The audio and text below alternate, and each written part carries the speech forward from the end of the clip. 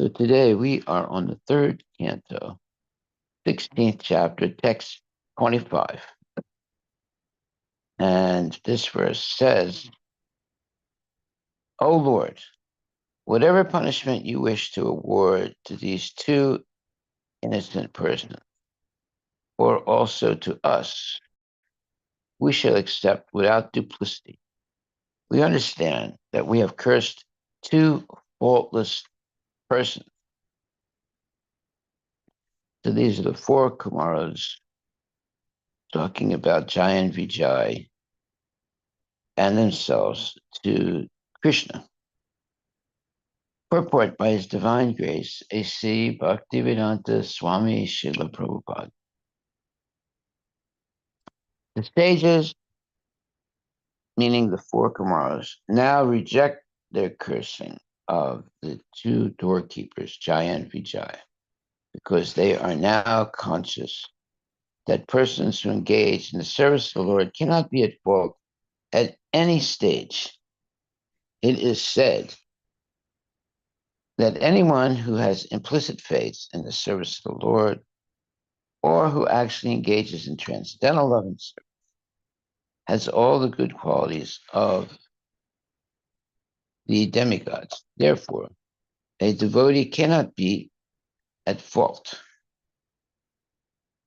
If sometimes it is found that he is in error by accident or by some temporary arrangement, that should not be taken very seriously. The cursing of Jai and Vijay is here repented. Now, repented. In other words, the four Kumaras feel sorry that they did it, that they cursed them. Now the Kumaras are thinking in terms of their position in the modes of passion and ignorance, and they are prepared to accept any kind of punishment from the Lord. In general, when dealing with devotees, we should not try to find faults. In Bhagavad Gita, also, it is confirmed that the devotee who faithfully serves the Supreme Lord, even if found to commit a gross mistake, should be considered a sadhu or saintly person. Due to former habits, he may commit some wrong, but because he is engaged in the service of the Lord, that wrong should not be taken very seriously. Jai Srila Prabhupada Ki Jai. So what is being said here is, even though the Kumaras might have made a mistake, yeah, they cursed Jai and Vijay unnecessarily, but they should still be considered to be sadhus or saintly persons. And it says, due to former habit, he may commit some wrong, or one may commit some wrong, but because the devotee is engaged in the service of the Lord, that wrong should not be taken very seriously. So we see that there's a lot of, let's say, respect for devotees who make mistakes. We should not persecute them severely. And it is a fact that brahmanas should not be punished. That's another point.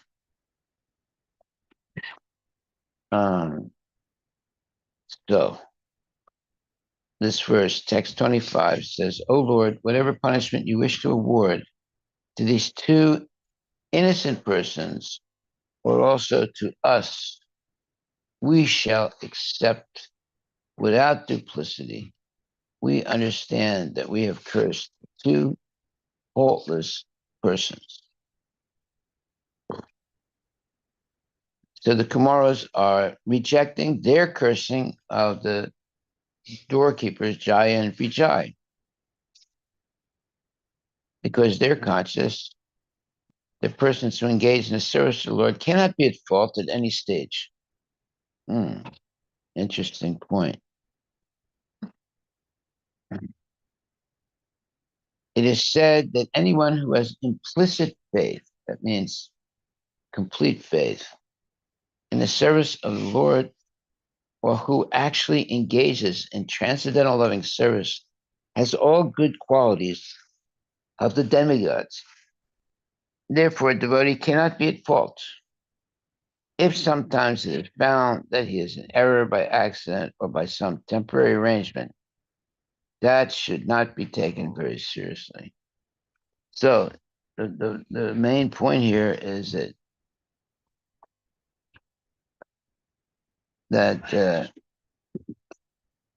if a devotee is found to be in error by accident or by some temporary arrangement, that should not be taken very seriously. Cursing Ajay and Vijay is here repented.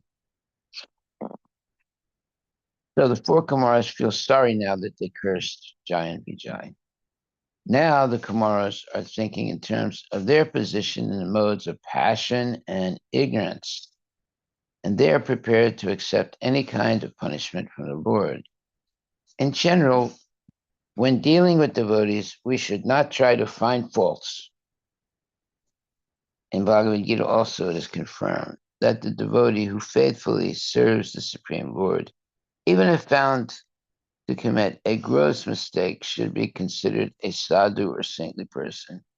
Due to former habits, he may commit some wrong, but because he is engaged in the service of the Lord, that should not be taken very seriously.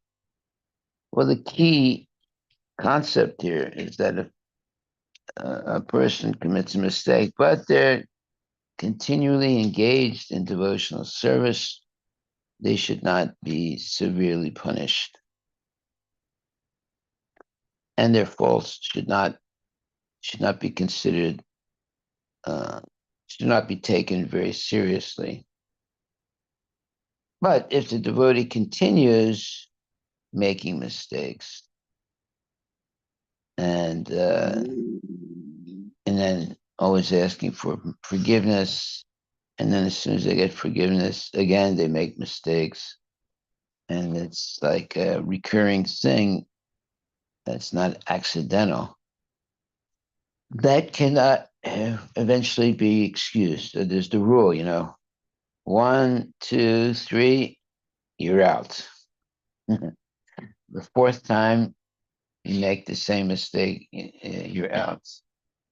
So we should be careful. There's a limit to how much can be tolerated of a person's mistakes, and we should learn from our mistakes, not continue to uh, perform the same mistake over and over and over again. So learning by mistake is not wrong. It's a proper thing. It shouldn't become a natural, not a natural, but a recurring incident in our lives, because then we're considered very low class or no class person, and eventually will be rejected from society. Who will reject us? The learned brahmanas. So it's always important to get advice on how to properly serve the Lord. And when we're not sure, to ask, advice. How can I improve myself? What services can I do?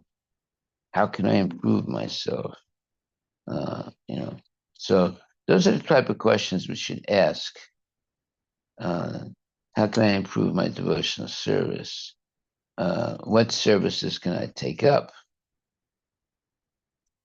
So that should be the main type of questions that devotees ask. Okay, so, O Lord, whatever punishment you wish to award to these two innocent persons, or also to us, we shall accept without duplicity. We understand that we have cursed two faultless persons. So these are the four Kumaras speaking to Krishna about the cursing of Jaya and Vijaya. Are there any questions about this?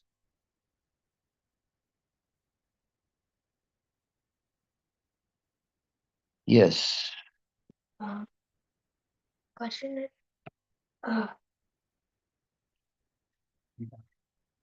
So when Vijay and Jai were cursed by the four Kumaras, uh,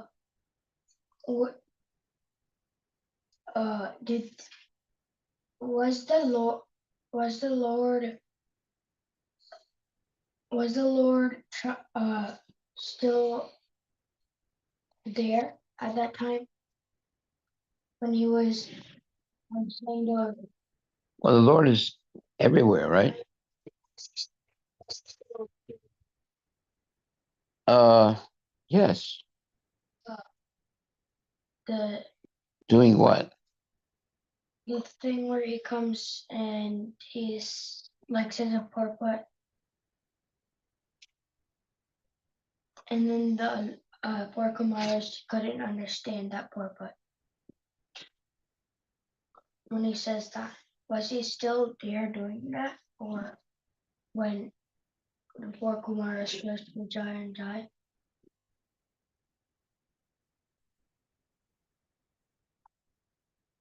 No, I think according to the sequence, he arrives just as soon as the doorman were cursed. Oh, okay.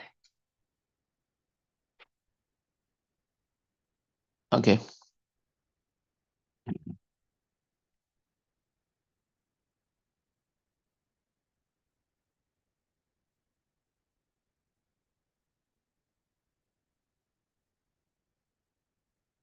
Well, the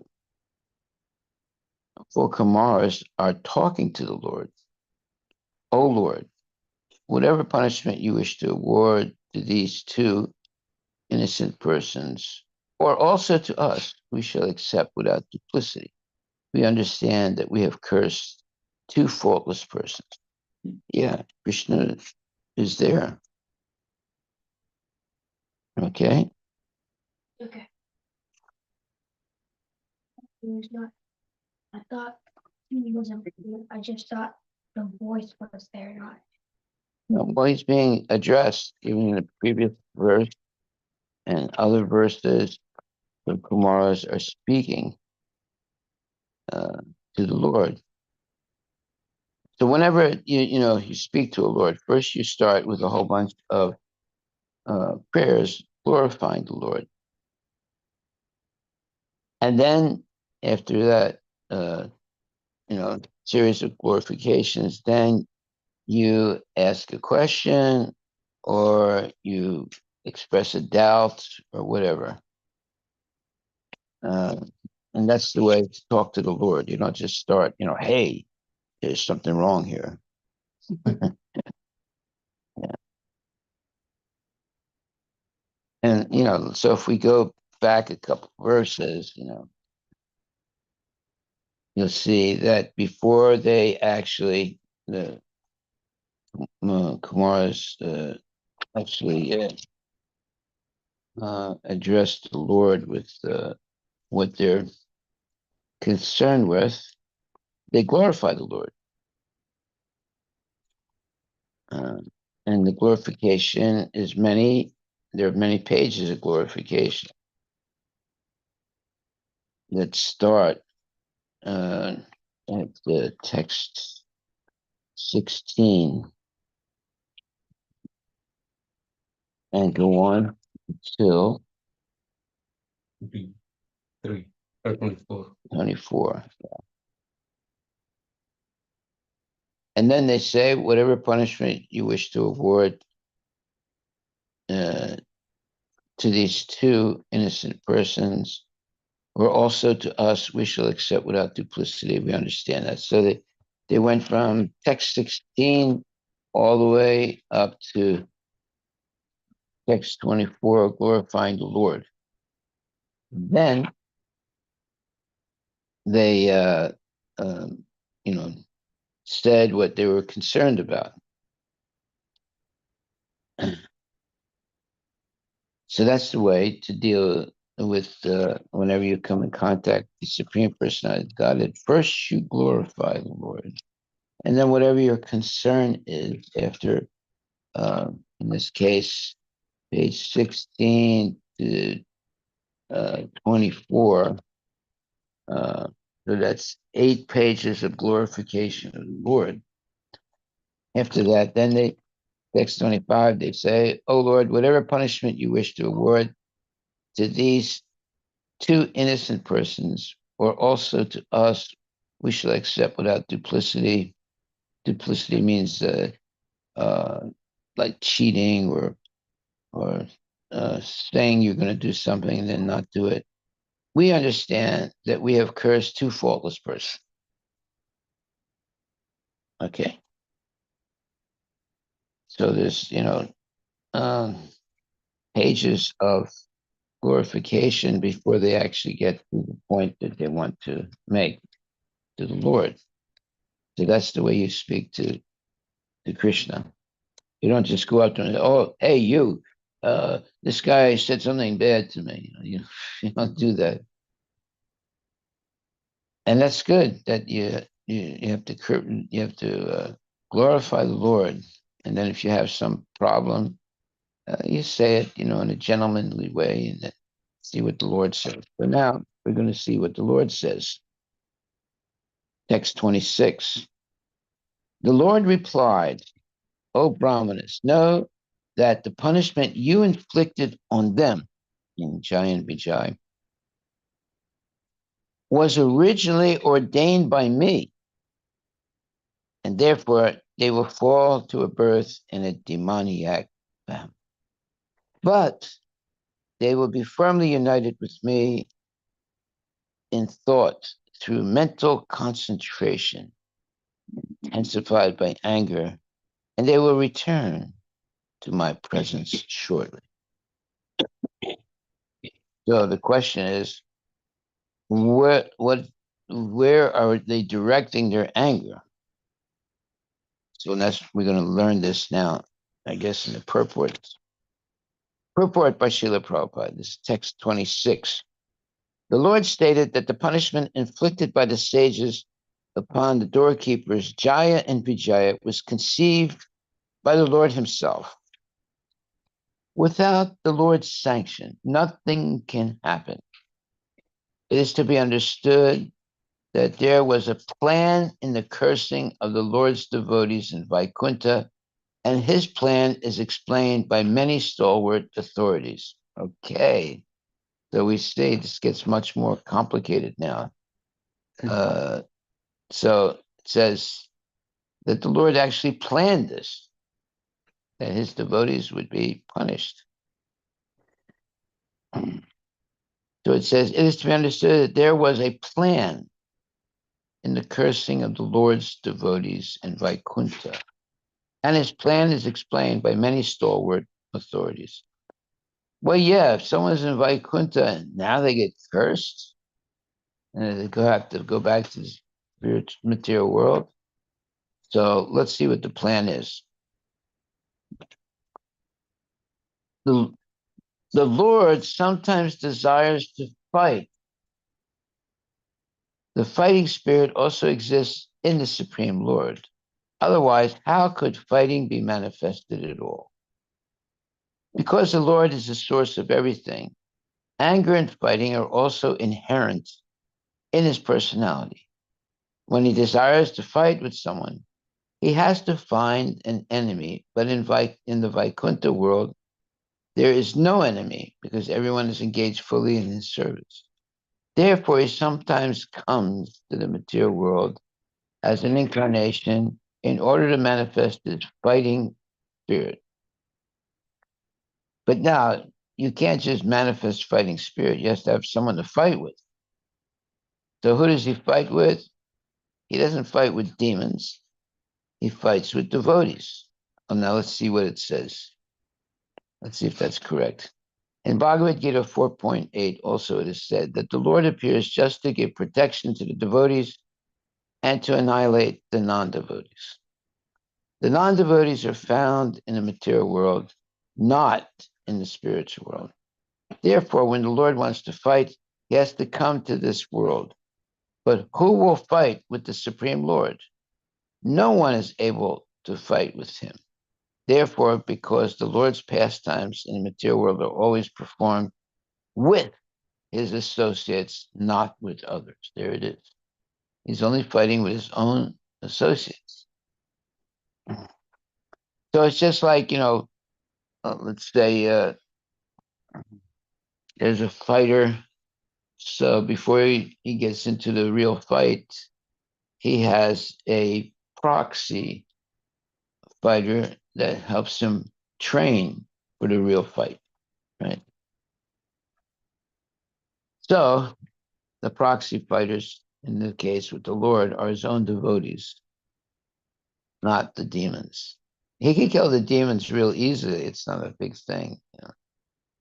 Uh, he can kill them even without fighting with them.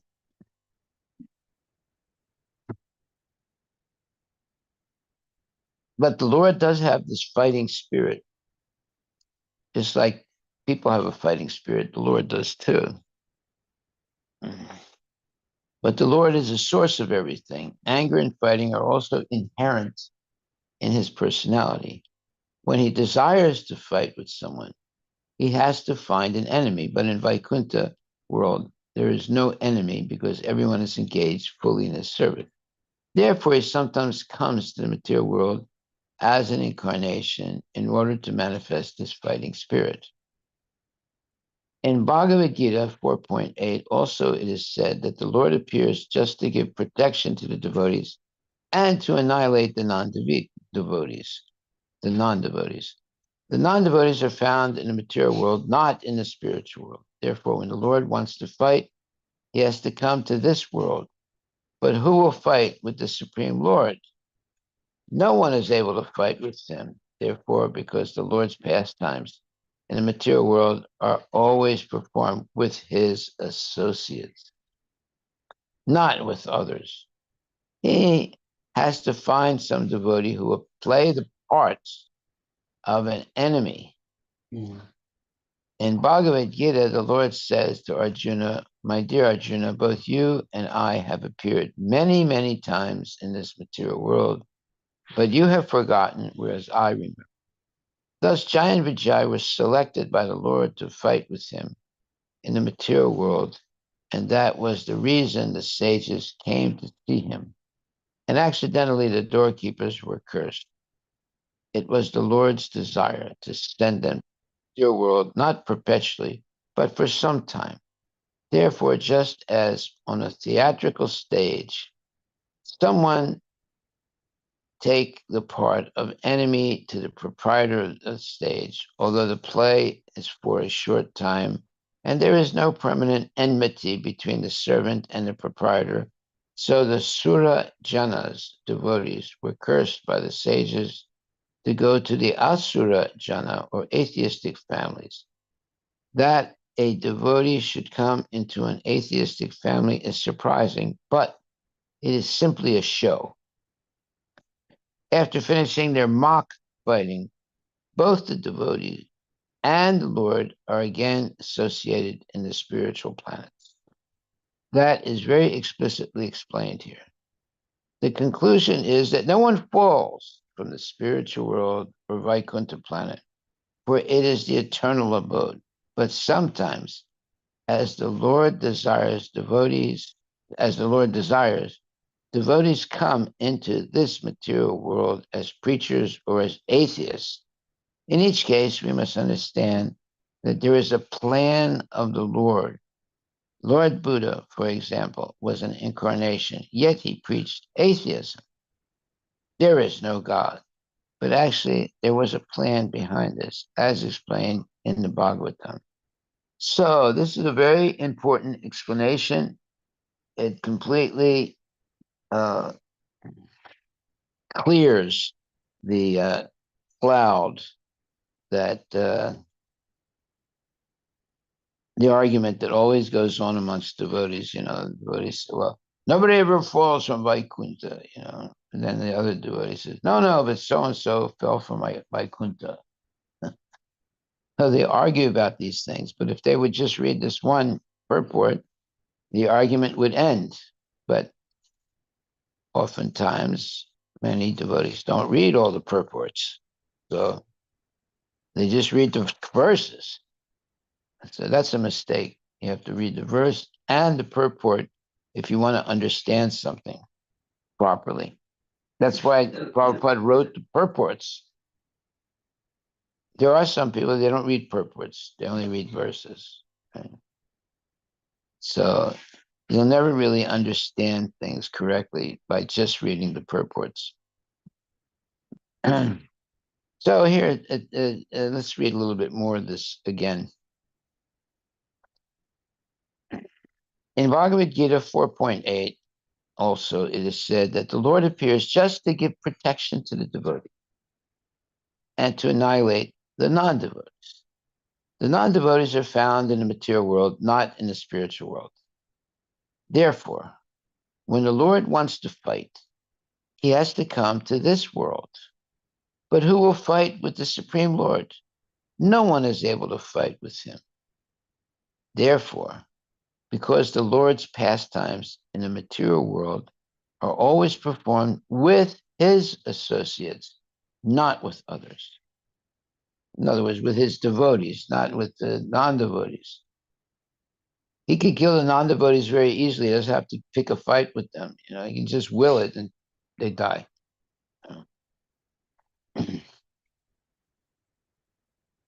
No one is able to fight with him. Therefore, because the Lord's pastimes in the material world are always performed with his associates, not with others, he has to find some devotee who will play the part of an enemy.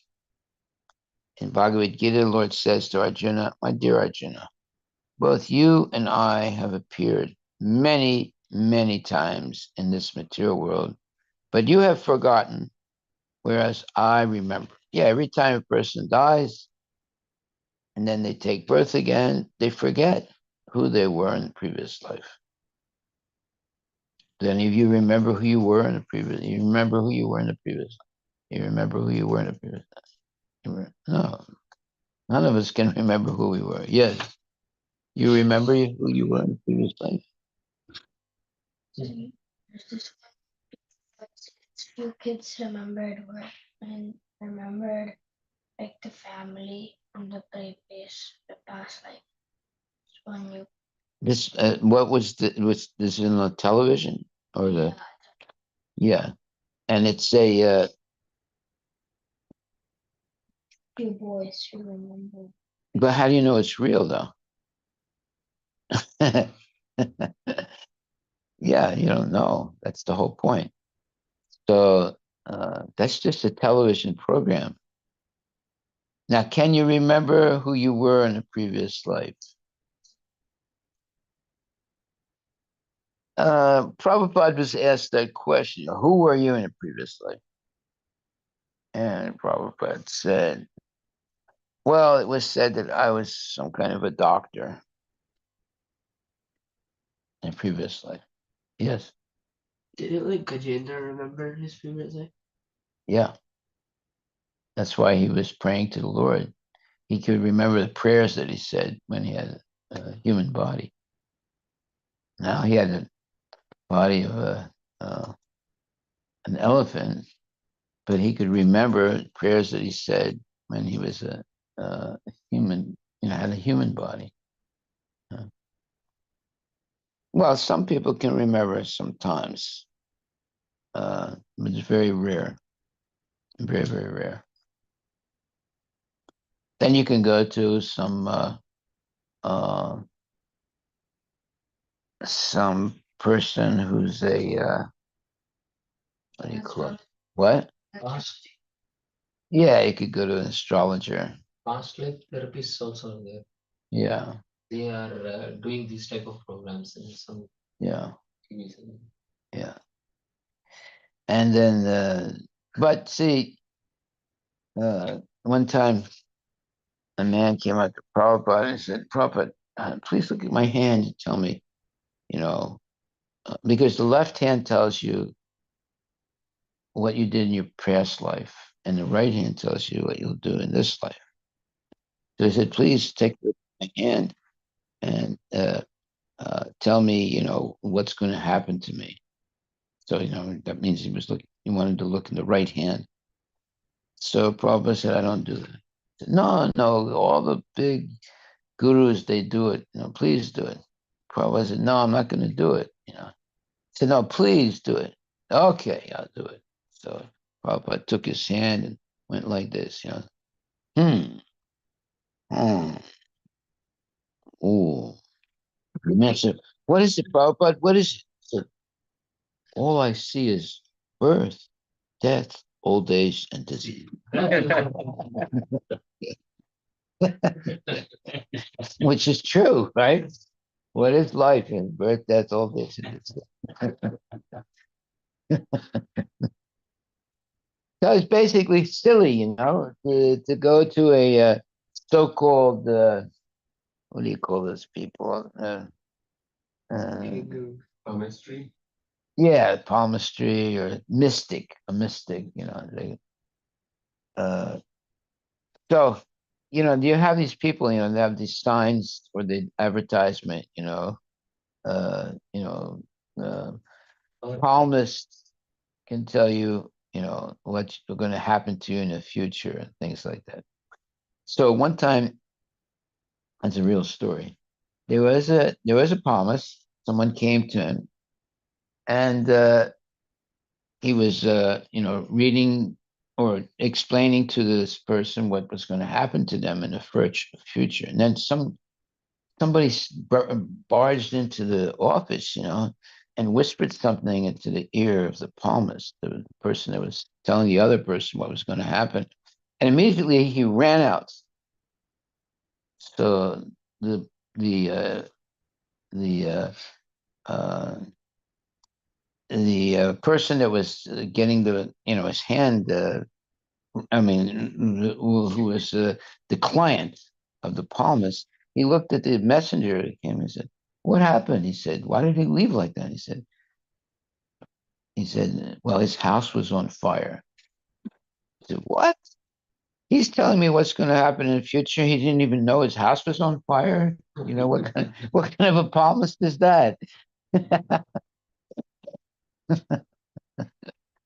So you see, most of the time they're just fakes. It's not real.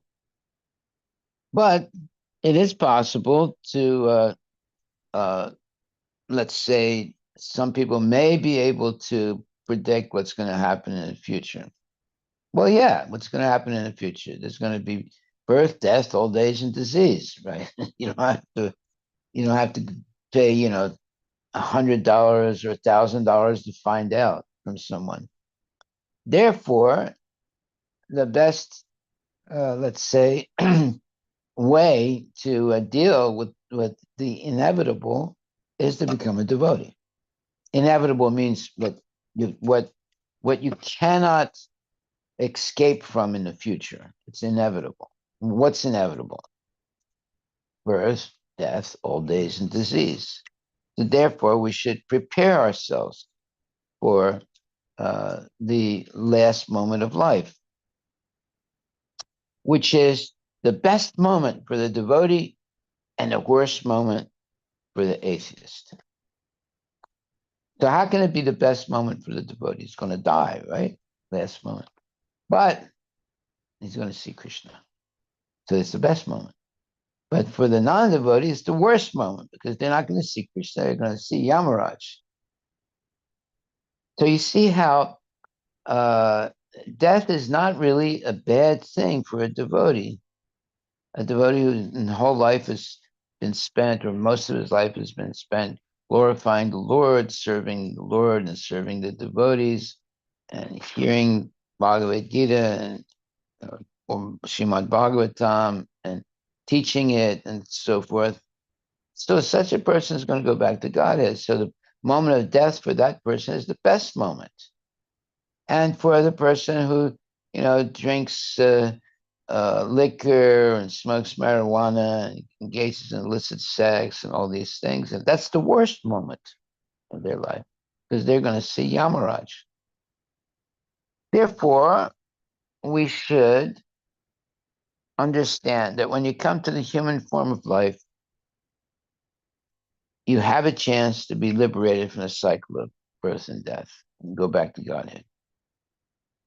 So why waste it in engaging in sense gratification, by which in the next life you're going to get the body of an animal or some lower body of a human being, but most of the time it's an animal. And you're just, caught in what's called the Ferris wheel syndrome. So what's the Ferris wheel do? Well, it's a big wheel, right? That's perpendicular and it keeps turning. And sometimes when you're on the Ferris wheel, you're on the bottom, and sometimes you're on the top. So when you get on the top, you look down and you see your parents or your friends, Haribol, and they go, oh, Haribol, like that. And then you come back to the bottom, your face becomes a little dark, you say, I'm on the bottom. And then it goes back up and you go, oh, Haribol. So that's called the Ferris wheel syndromes. And sometimes people are in hell, right? And they're miserable. And then sometimes they go up to the heavenly planets and they're all happy. But that Ferris wheel is in the material world. You're not in the spiritual world. Right? So what's the benefit of sometimes being on the top and sometimes being on the bottom? Like sometimes being in heavenly planets and then sometimes being in hell. It's torture in a sense, right? What you want is to go back to Godhead, not go up and down in the Ferris wheel syndrome. Look up the word syndrome. It's not S-I-N. Yeah. A group of symptoms which consistently occur together or a condition characterized by a set of associated symptoms. A characteristic combination of opinions, emotions, or behavior. Syndrome, right? A characteristic combination of opinions, emotions, or behavior. Yeah, it's the behavior. The behavior is that you keep making the same mistake over and over again, right? Sometimes you're in hell and sometimes you're in the heavenly planets, but you're still in the material world. So we want to get out of that syndrome of up and down, and we want to go back to Godhead. Okay, so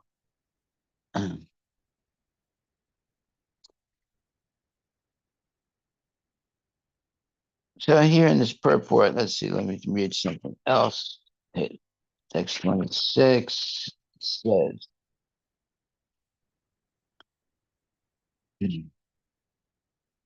it says that the Lord appears just to give protection to the devotees and to annihilate the non-devotees. The non-devotees are found in the material world, not in the spiritual world.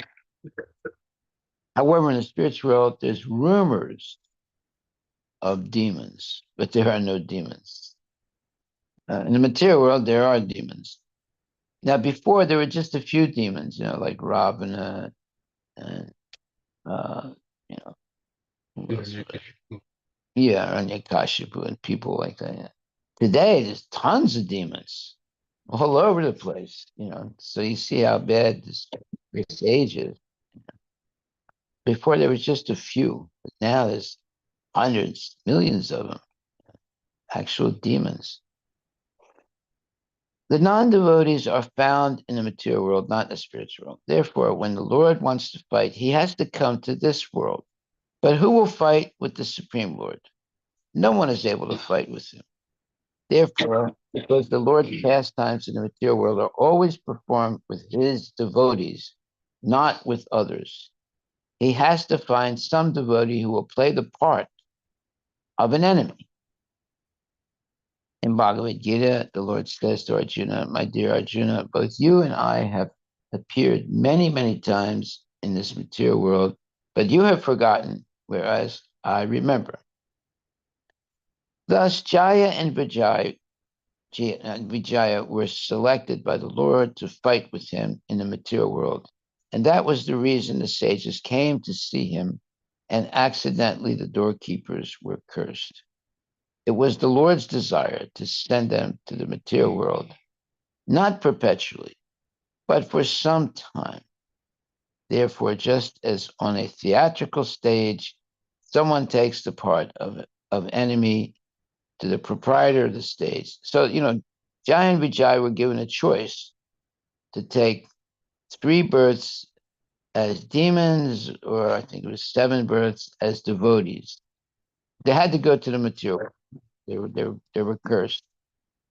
But if they accepted to be demons for 3 births, they could come back quicker to the spiritual world. So they chose to be, demons for 3 times, so they would quickly go back to Godhead. See, this is what you call, this is what you can understand is there's what you see, but you might not understand it. But then there's an explanation. Then you understand what seems to be not plausible. When I mean not plausible, plausible means something that you can understand.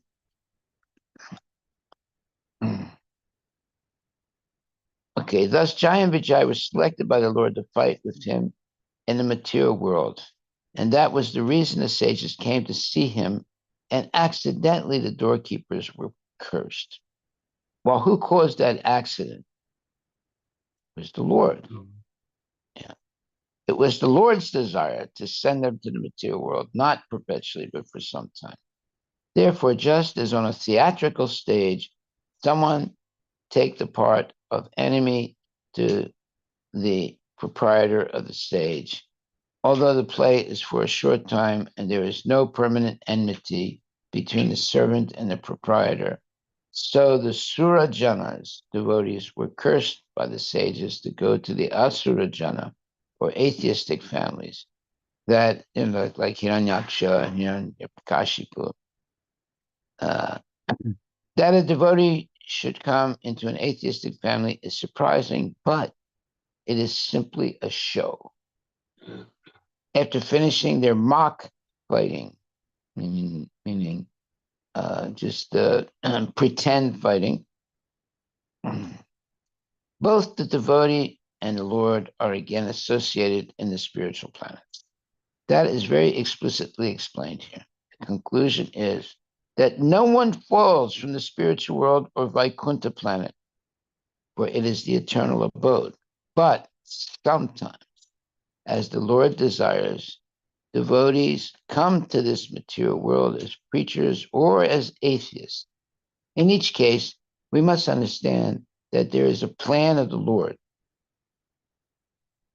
Now, this finishes the whole argument between devotees. There are devotees say, no one can ever fall from Vaikuntha. Another devotee said, but there's this Jaya and Vijaya, and then they argue. Well, you have to read this purport to understand, there's no reason for arguing. No one ever falls down, but there is Jaya and Vijaya. They fall down. That's what Prabhupada said too. He said, yeah, when the devotees asked him, does anyone fall down from Vaikuntha? And Prabhupada said, yeah, Jaya and Vijaya. It is possible, right? That's God's orchestration, right? Yes, yeah, It's not like they fell down. yes, yes. Does like Hiranyakashipu remember that he was from of Vaikuntha? Well, if he remembers, then he couldn't really fight for it. He's put under Yoga Maya, so he doesn't remember. Yeah. Otherwise, he wouldn't be fighting for real, Ravana was more. Ravana wasn't. He wasn't thinking about Rama too much. He was thinking more about Sita, right? Ravana. Well, he went. Jaya and Vijay made this mistake, right? So they were given a choice for punishment. They could take birth 3 times as demons, and then go back to Godhead, or get positioned again as giant Vijayas, doorkeepers of the Lord, or they could take birth 7 times as devotees in the material world. So they chose to be 3 times demons so they could go back to Godhead or go back to their position quicker. Okay, so what was your question? Is Krishna said that in the purport it said that Krishna said that his Devotee. Jai would always think of him, but in angry state. So I was wondering, because I thought Ravana was more like Ravana didn't really think more about Rama, he thought more about Sita, right? His initial thing was to, he saw that Lord Rama was the one who was killing all his Asuras gang, right? And then so he Killed his brother, kill his brother. Hiranyaksha. That's when he decides that he wants to take, he thought that Mother Sita was the power of Lord Rama. And what's her name? The one Lakshman got and then was Shurpanakha. Shurpanakha came back like saying that, oh, go get Sita, she's very like nice and beautiful and all that. And so Ravana got like attracted by these, right? And so like I thought maybe Ravana is more not just trying to maybe that is just trying to like Ravana is trying to just separate Ravana from Sita so it'll be easier. But I think that Ravana is Ravana thought that Rama's power was due to having Sita as his wife, because she was a very beautiful lady. She thought that if he could kidnap Sita, then Rama would lose his power. And it looked like that at first, because after Rama kidnapped Sita, Rama was crying and he was going and here and there looking for her, and it looked like he was confused and he was disturbed. So that was, but actually, it was part of the, let's say, drama. The Lord is never confused and never, uh, subject to lamentation, but he can pretend to be if he wants to. But eventually, he caught up with Ravana and punished him severely. And the Sita that Ravana kidnapped was not the real Sita. It was the Maya Sita. No one can touch Sita. So when you want to understand what's really happening, you have to read the purports given by the Vaishnava Acharyas. but it's just doubtful because Shurpanakha came back to Ravana saying like, oh, Lakshmana cut off my nose, and, like, go get Sita, she's a very like beautiful lady, like the stories I heard, Ravana's Shurpanakha is like saying all those compliments about Sita to Ravana. And Good Maharaj. Good Maharaj. In the movies, in the cartoons he watched, so a lot of the time they portray Ravana is full of Good guy. Yeah, He's the Ravana good guy. is strong. He doesn't even care about Ram because he thinks Ram is pretty, ordinary, and they portray only, because Sita is very beautiful. Only they portray only the Ravana's lust to Sita, and they always portray that Rama is normal until he fight with Ravana. So that's why his doubt is, in the way they're portrayed. In the Shastra it says Krishna promised that you will always remember me, but in the state of anger.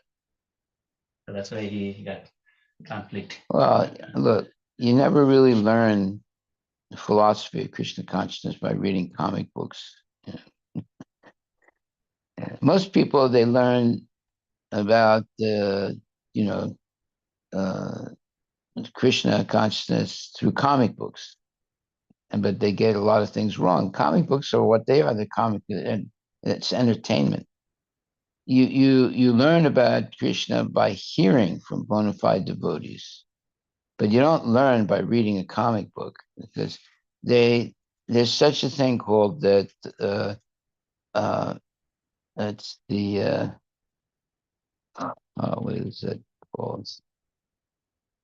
Well, people that write comic books, they can exaggerate things if they want to, and not explain things thoroughly, right? Because it's comic book, it's meant for entertainment. It's not meant to be shastrically correct, right? So, Ramayana book I got from the temple. I think said that book. Which book? That one where look, if you want to understand, correctly, you have to hear what is said in the Srimad Bhagavatam and Bhagavad Gita, not what's said in a comic book. If they have, I mean, a temple has comic books, yes, that's for kids. But if you want to understand the real truth, you have to come to Bhagavad Gita and Srimad Bhagavatam. Comic books, there can be mistakes all the time in them. Because, it's just to make money, so they write a comic book. Okay? So, should you read comic books? Ultimately, no. Because you're not going to get the right answers in the comic book. Because, see, there's a difference between serious hearing and understanding and non-serious entertainment. It could be a movie or a comic book. Comic book is for entertainment. It's not really for learning the shastras. But there are some things in the comic book that might be correct. But the whole idea of a comic book is comedy, entertainment. Okay? So when we get older, we realize, well, I don't want to read about in comic book what Krishna is. I want to, get it from the acharyas. Acharyas don't write comic books. Yeah. So if you want to get the real truth, you have to read what the acharyas have said. You're not going to really learn a lot from a comic book, but you'll be entertained, maybe. You'll learn names, but the real truth is in the purports of the acharyas, and that's what we're doing. We're reading the purports in the Srimad Bhagavatam about Jaya and Vijaya. And it says here,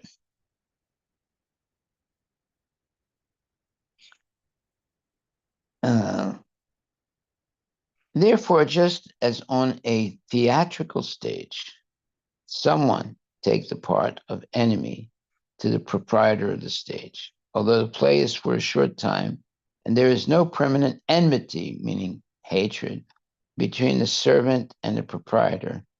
So the Sura Janas, devotees, were cursed by the sages to go to the Asura Jana, or atheistic families, meaning Hiranyakashipu and so forth. And, that a devotee should come into an atheistic family is surprising, but it is simply a show. After finishing their mock fighting, both the devotee and the Lord are again associated in the spiritual planets. That is very explicitly explained here. The conclusion is that no one falls from the spiritual world or Vaikuntha planet, for it is the eternal abode. But Sometimes, as the Lord desires, devotees come into this material world as preachers or as atheists. In each case, we must understand that there is a plan of the Lord. Lord Buddha, for example, was an incarnation, yet he preached atheism. There is no God, but actually there was a plan behind this, as explained in the Bhagavad. So we shouldn't learn from comic books. We should learn from Bhagavad Gita and Bhagavatam. Otherwise, we'll get many misconceptions. Like, for example, when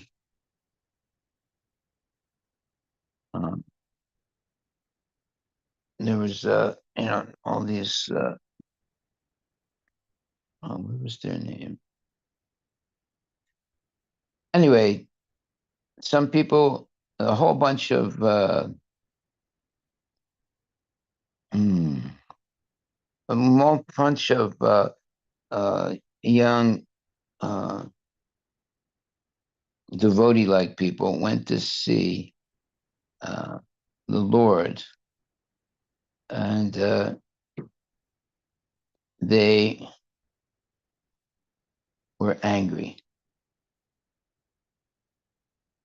And what was their name? I forget now. Anyway, and then as they approached the Lord with their anger, they were set on fire and they died. So in the comic book, when it's speaking about that pastime, it's as if the sage that they were approaching with anger burned them. But if you read the purport in the Srimad Bhagavatam, when they approach the sage with their anger, it's their anger that set them on fire, not the sage. You see? Who was that? Let's see, what was the name of the person, the people? Anyway, that's why you have to read the Shastra, not the comic book. The comic book is written by mundane people, and sometimes they think what's being said by the the Bhagavatam is wrong, and they think it's not credible, it's not believable. So then they tweak it, they change it, and they say The image of Bhagirath, is that one? who? The example that you talked about, Yeah. like I think they think that the what is it? Ashwamedha horse was stolen, and then the sage keeps it there, and then all these people go in there, but then they get burnt. Is that the one? You're getting close. You're getting really close. Yeah. Anyway, the incarnation of God did not burn all those so-called sages. It was their anger that burned them. All right. See, where is that? Let me think about it a second. Parashurama?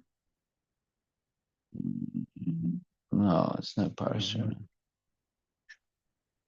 Well, there is another question. Well, Yeah, Ramani, what did you want to ask? You were there. go ahead.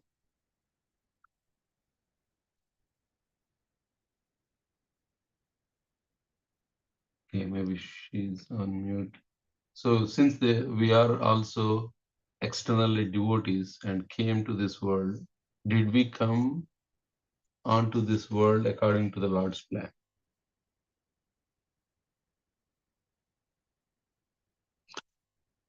Okay. Do you remember? Does she remember being sent to this world as part of the Lord's plan? But in a way, like even Jai Vijay, when they came and they didn't remember, right? Well, let's see what it says here. Let me read this here.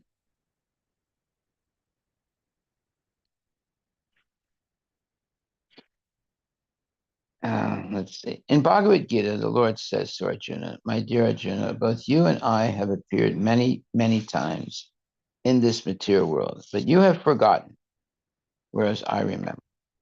Thus, Jaya and Vijay were selected by the Lord to fight with him in the material world.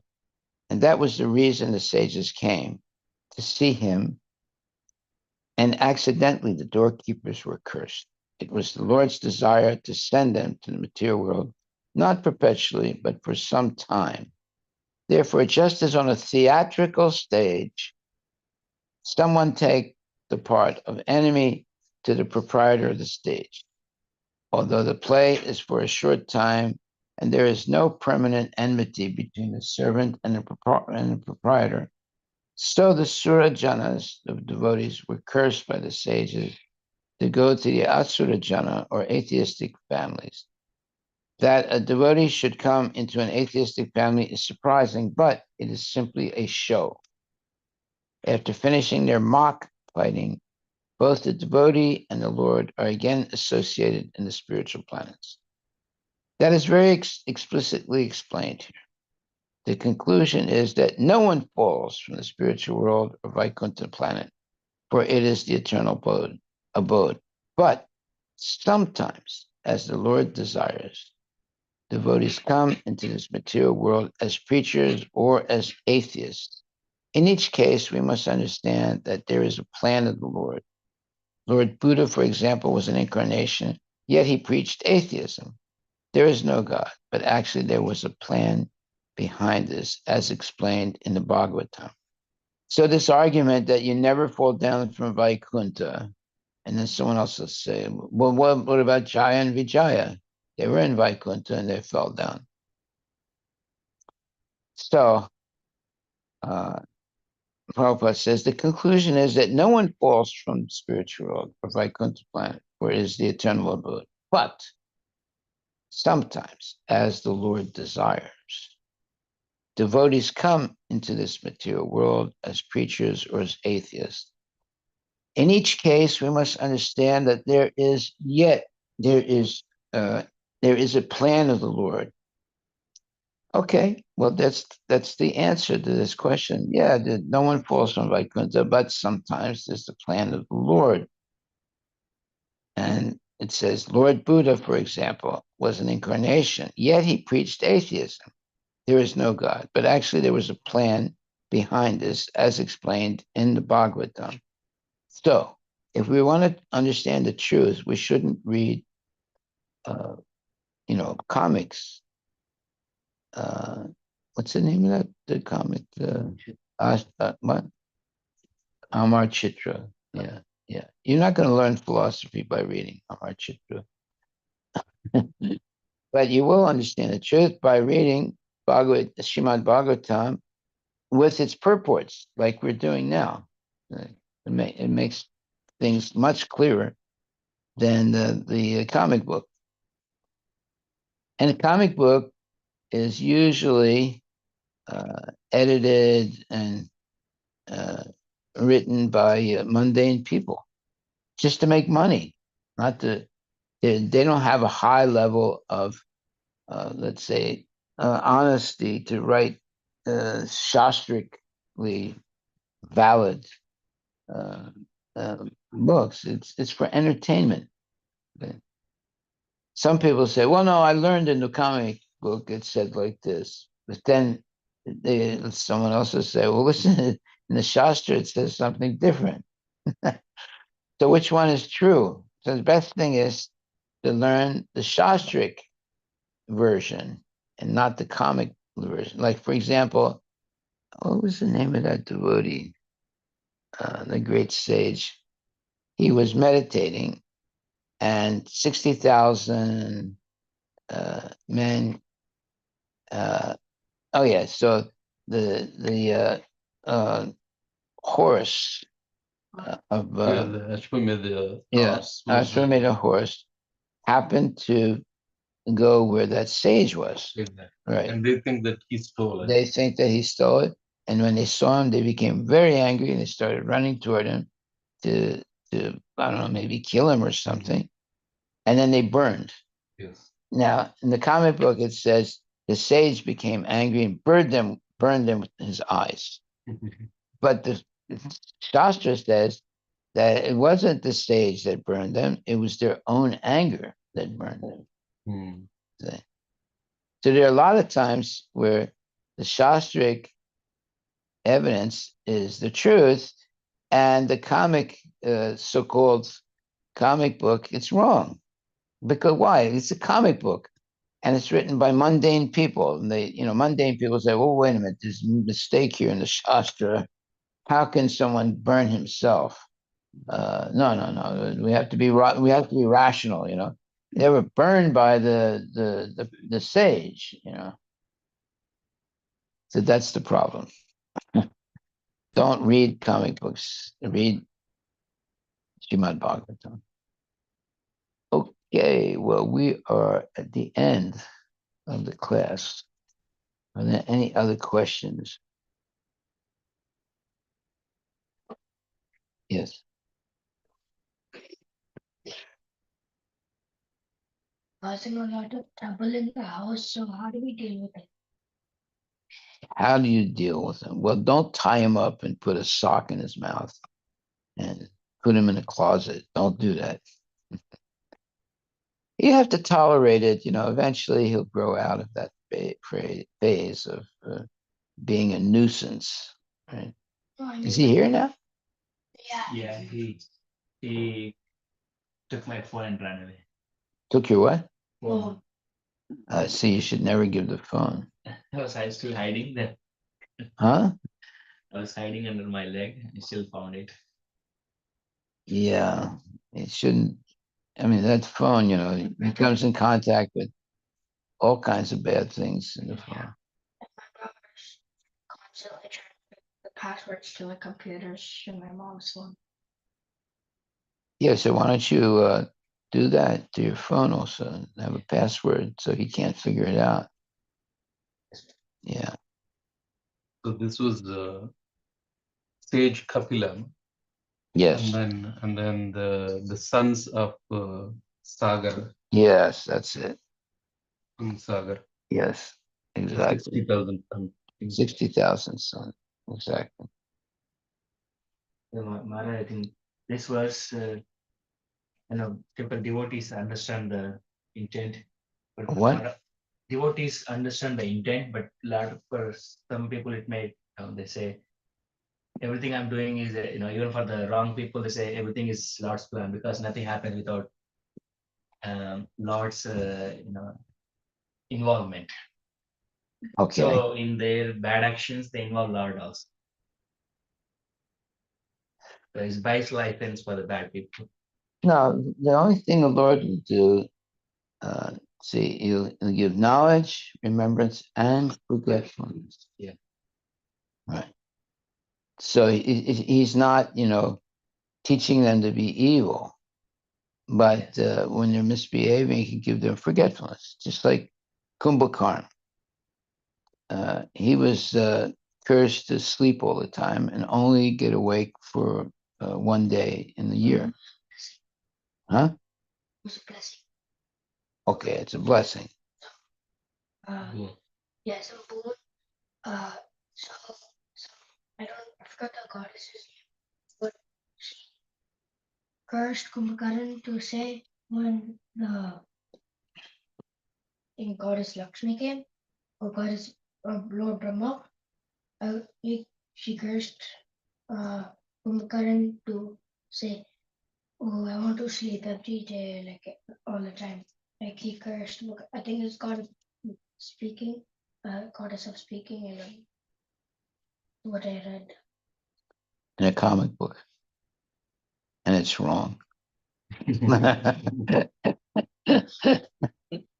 uh, so, yeah, what was wrong? He, I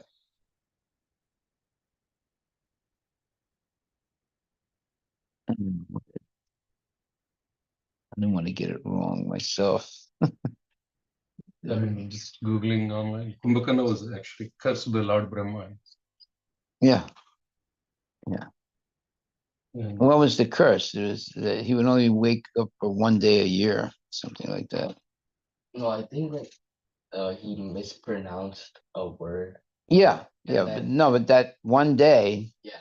that he was awake, instead of saying that he wanted to be, Nidra, he said something other than Nidra. He said like instead of Indra, he said Nindra. Nidra. I want to sleep. Yeah. And then right away, he was blessed, go to sleep again. Yeah. Yeah. So you see, thank you for correcting us. Yeah. But see, that's why it says the Lord gives knowledge, remembrance, and forgetfulness. Yeah. So he did this also with uh, the what's his name? The Nazi Hitler. Hitler. Yeah. Hitler invaded or went to war, and he was able to easily subjugate France, which was a very powerful country at that time, but he was able to defeat them very quickly by his blitzkrieg. Blitzkrieg is a strategy of war in which you invade a country with tremendous amount of force, and you defeat them like overnight. In maybe a week or two, you defeat the whole country, right? So he was using that uh, technique on France and the Netherlands. And then he started, but it was a little more difficult to do it with England because England was an island, right? But he started a war with England. But in the middle of the war with England, before he actually, conquered them, he decided to, well, first of all, he made a treaty with Stalin that, we will never invade Russia. So before he was able to completely subjugate England, he invaded Russia and he lost 1 million soldiers in the Russian winter, right?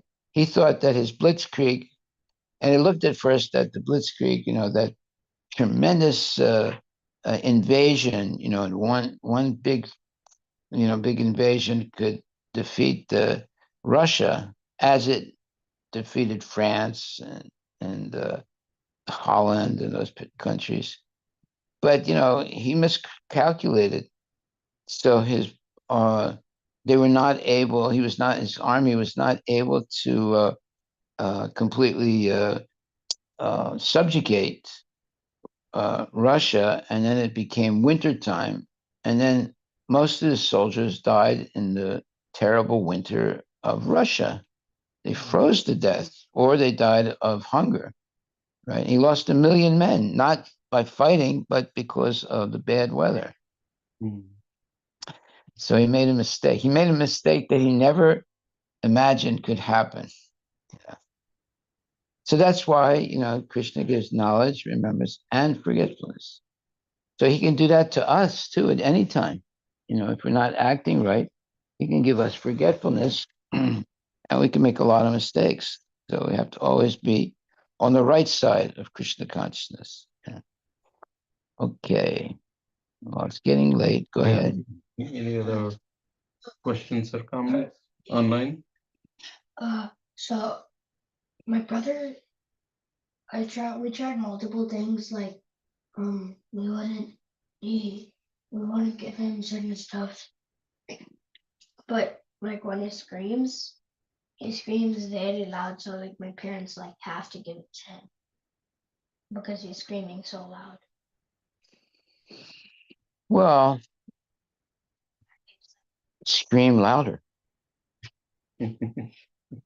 My parents told me not. Well, they should learn to do that. You don't hit him, but you could scream louder, get a stick. Anyway, he'll outgrow that eventually. But giving him the phone is not a good idea. We're not trying. You should have two phones, one that works and one that doesn't work. So when you come here, you know, if you say, give me the phone, give me the phone, you give them the But one the that kids are doesn't work. smarter, Maharaj. Yeah. They'll very soon realize that this phone doesn't work, and then they'll come back and scream for the other phone. No, but how do they know there's another you one? said like, screaming louder than the kid is okay. Well, no, it's better to trick, you know, trick or treat, trick or treat. So, you know, you get a phone that doesn't work that looks exactly like the phone that does work, right? And then he'll be playing with it for the whole, you know, the whole time. He'll be playing with it, and finally he gets, you know, frustrated. You know, but how does he know that you changed the phones?